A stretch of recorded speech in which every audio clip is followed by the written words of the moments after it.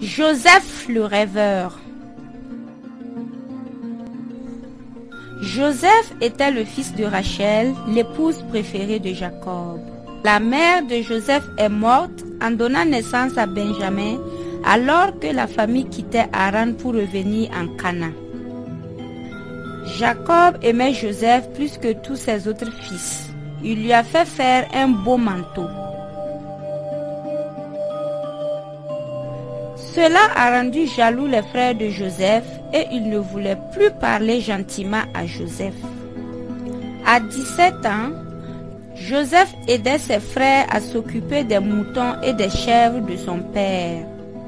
Mais il rapportait à son père ce que ses frères faisaient de mal. Un jour, Joseph a fait un rêve qu'il a raconté à ses frères. Nous étions tous au champ en train de lier des gerbes de blé. Ma gerbe s'est dressée et les vôtres se sont mises autour d'elle et se sont prosternés devant elle. Cela a mis ses frères très en colère. « Crois-tu que tu vas être roi et régner sur nous ?» lui ont-ils demandé.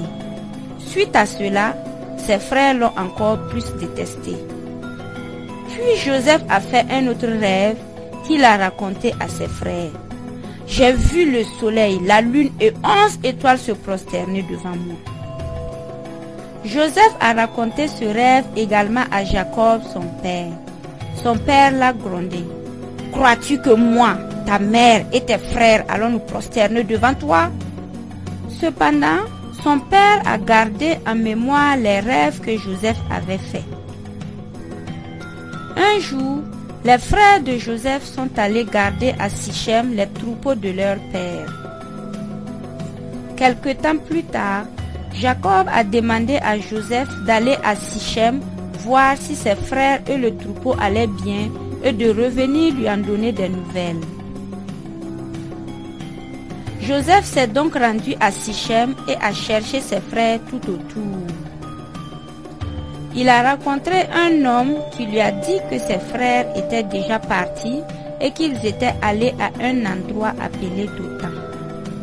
Joseph s'est alors rendu à Dothan pour trouver ses frères.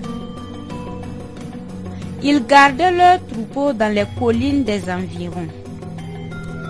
Soudain, les frères de Joseph l'ont vu au loin. Ils se sont rappelés ses rêves prétentieux et la haine que cela causait envers lui. Tiens, voilà le rêveur, dit un des frères. C'est l'occasion, tuons-le. Ruben savait que ses frères étaient trop en colère pour pouvoir être raisonnés, mais il ne voulait pas être coupable du meurtre de Joseph. Mettons-le dans ce puits à sécher, leur a-t-il dit. Les frères ont accepté l'idée de Ruben, mais ils ignoraient qu'en fait, Ruben projetait de revenir plus tard pour sauver Joseph. Quand Joseph est arrivé à leur campement, ses frères l'ont saisi. Ils lui ont arraché son manteau et jeté Joseph dans le puits à sécher. Quelques heures plus tard, alors que Ruben gardait à son tour les troupeaux, ses frères se sont assis pour manger. Alors qu'ils mangeaient, les frères ont vu une caravane de commerçants qui passait à proximité. Vendons Joseph à ces marchands d'esclaves. Nous nous débarrasserons de lui et gagnerons de l'argent. C'est ainsi que Joseph a été vendu à ces commerçants. Quand Ruben est revenu quelques heures plus tard et a découvert que le puits était vide, il s'est écrié « Joseph n'y est plus. Qu'allons-nous dire à notre père ?» Pour couvrir leur crime, les frères ont déchiré le manteau de Joseph, l'ont plongé dans le sang d'une chèvre et l'ont apporté à leur père. « Nous avons trouvé ça dans un champ. » lui ont-ils dit. « Une bête sauvage a mangé Joseph !» s'est écrié Jacob, et de chagrin, il a déchiré ses vêtements.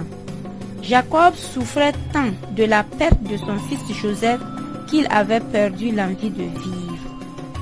Alors que Jacob le pleurait en Canaan, Joseph était amené loin en Égypte où il a été vendu comme esclave.